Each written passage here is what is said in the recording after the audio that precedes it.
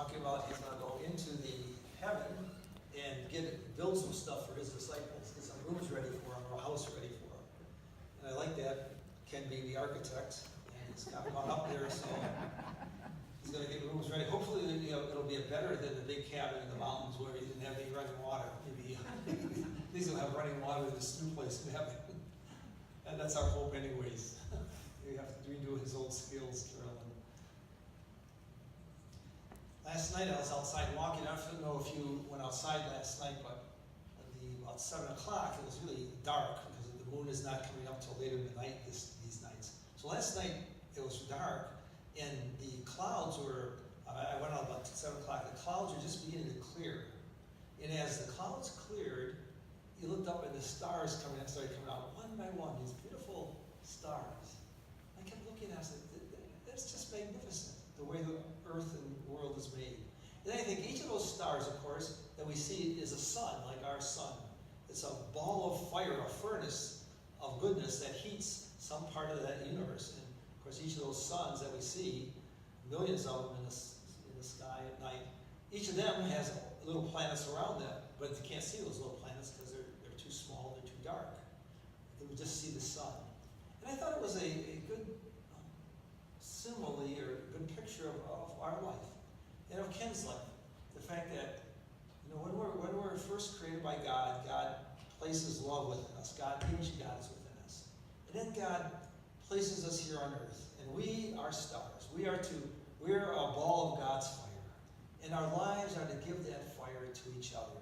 To show the light to each other. And then at the end of our lives, like all those stars of heaven, eventually those stars pass away. Stars don't live forever. They all eventually collapse. In fact, many of those stars we see might have already collapsed. But we were here for a short period, and then God takes God's love back to God's self. And at the end of Ken's life, you could almost see that. The body of his could not contain his spirit any longer. The body was like caving in. Ken's spirit was really still strong. And there was a point where they could not hold together anymore. There's a beautiful story about that, in fact, about this idea of God giving his love to us. It's a story called The Kiss.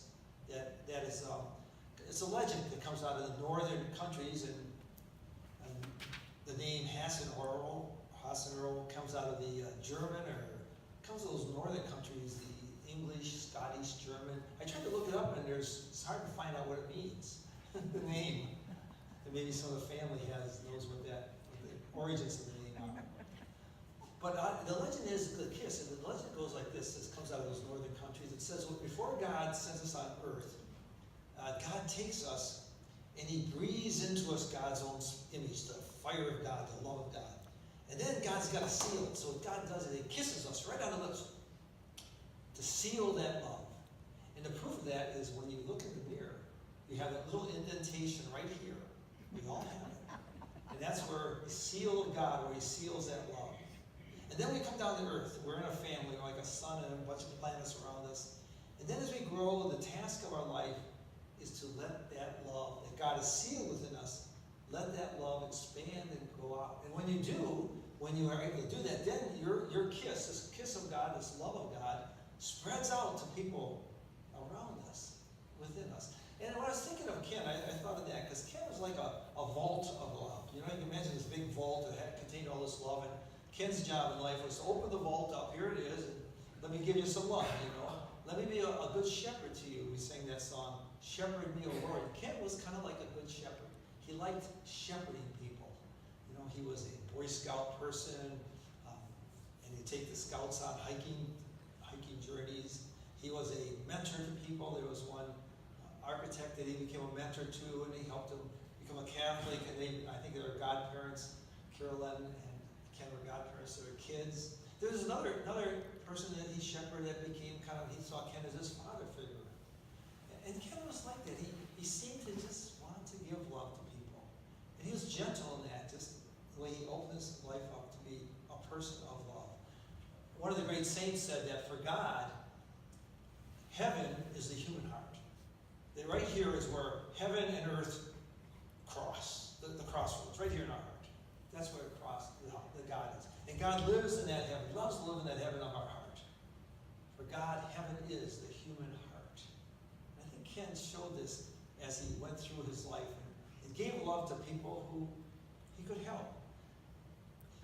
As a young child, he was the 8th of 11.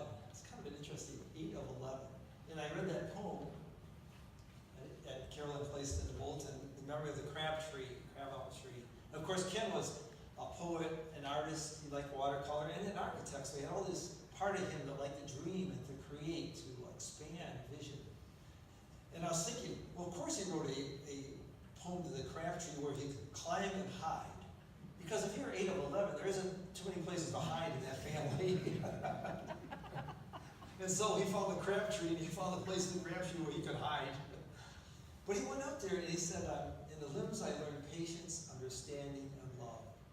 Taught me acceptance and beauty, helped me see visions. And of course, Ken, being an architect, liked the idea of visions, of seeing beyond things. And the whole spiritual life, when I knew Ken in his later years, Ken and Carolyn, Ken would talk about the spiritual life that he had in spite of his illness, as even though he was ill and hurting a lot, he had this spirit of life about him. Almost a vision of going through a door that is not his painful body right now, but another door, where there is a new life. In fact, C.S. Lewis, the great writer of the 1900s, wrote about that in his various Surprised by Joy, Catholic, Mere Christianity, and then his Narnia series where the little kids walk through a closet into a new universe. They walk out of this dull universe we exist in into a whole new universe. And I think Ken has that spirit in his poem of a person who says, I want to walk through and see visions and dreams, create things, have new life. And maybe that's something that we can take from Ken. Just that little part that when we feel the dullness of life, when we're attacked by the boringness of life, that we challenge ourselves to walk through a door into the spirituality of God, into this idea that life is about dreams and visions. Life is about new endeavors, about creating things, and to walk through those doors that give us energy and creativity. And Ken went to college and became an architect for that very reason, to try to create things, create life. And maybe that's this blessing he offers us, that life, when we have it, the love when we have it, is about giving it so other people can be recreated, renewed, redreamed, revisioned. And of course, part of that renewal and the vision was Ken meeting you, Carolyn. So it sounds like in 1963, Ken was involved with this beautiful new country club that he had helped design. And his boss wanted to have an open house dinner and wanted Ken to bring a date, but Ken didn't have a date, so I don't know how that went. Maybe Ken was a little bit shy. Maybe he was hiding in the tree too much. He was up in the crab tree too often. And so the boss fixed Ken up with a blind date, which was Carolyn, so that Ken could have somebody at this country club opening with him, Carolyn. And that was in about 63. And a couple years later, in the year 65, their romance, they had 2 years of dating. As she said, a lot of it, Ken took her downhill skiing, so a lot of excitement there, new vision. Let's test ourselves on the slopes. And then in 1965, September 4th, they got married. They were married. And 2 songs that were the #1 songs at that time. Maybe talk a little bit about you and Ken getting together. The first song was Sonny and Cher's about, what is it? Sonny and Cher's I Got You, Babe. Yes. Sonny and Cher's I Got You, Babe. And the second one was by a group called the Wee Men or the Wee Five, and it said, You're on my mind. I wake up in the morning, you're on my mind. I go through the day, you're on my mind. It's kind of interesting too. So maybe as you went up to Yellowstone, those were playing for your honeymoon, those were playing on the radio. I got you, babe, and you were on my mind. And certainly, Ken, in the 51 years of your marriage, I'm sure there were struggles, but certainly Ken was there, and you were there for Ken. Ken somehow in those last years needed to lift you up, and then during the very last years when he got very sick, you needed to lift him up. So there was a kind of a mutuality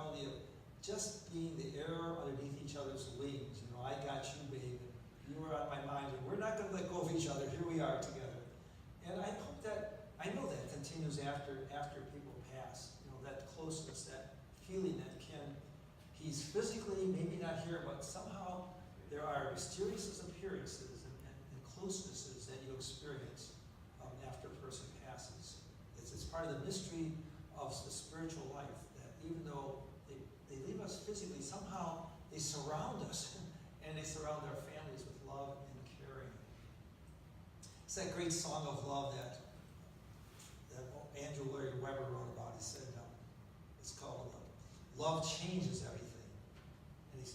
It's musical, beautiful musical piece. And he says, love changes everything, hands and faces, earth and sky. Love changes everything. How we live and why we die. And then in the last line, and there's nothing in the world that can ever change my love. That's the key of our life. When we fall in love, we get married, we have children and grandchildren, love changes everything. Ken and Carolyn were married. They have this great generations now of children and grandchildren and great-grandchildren that carry on afterwards. And sure, the child, the little boy, will be born some generations down from this family that will look like Ken. We'll have these great qualities of Ken, and being able to paint, and being an architect, and being a poet. And it's the task of our love is to carry on those generational, the beauty of the generational lives as we go through our life over and over again. The task of love, of course, once you're given love, if you hoard love or keep it inside yourself, then love shrinks. It becomes less and less and less. But if you give love, it expands, it becomes more and more and more, like an ocean.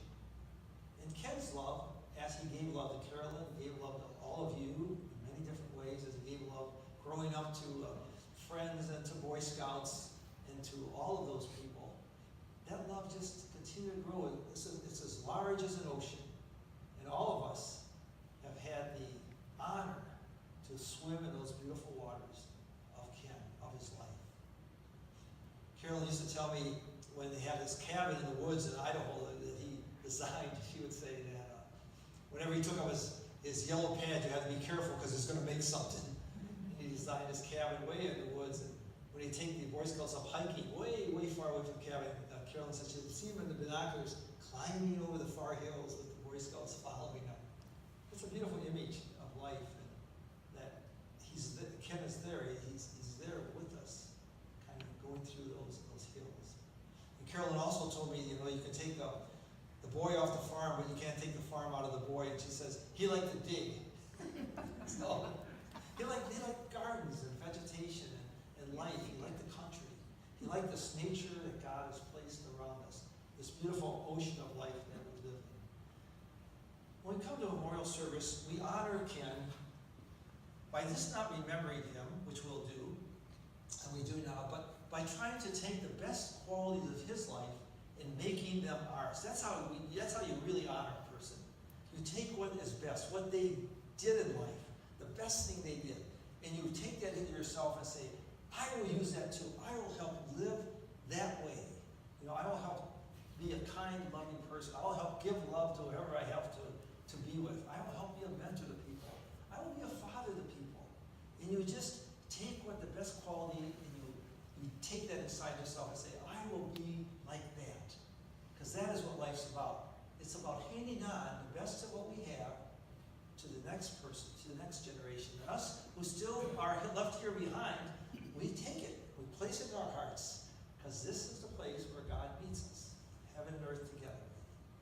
So we bless Ken for his life. We bless Carolyn for the 51 years of her and Ken together. And we bless all of us who have been entangled in these golden threads of love with Ken, with the family.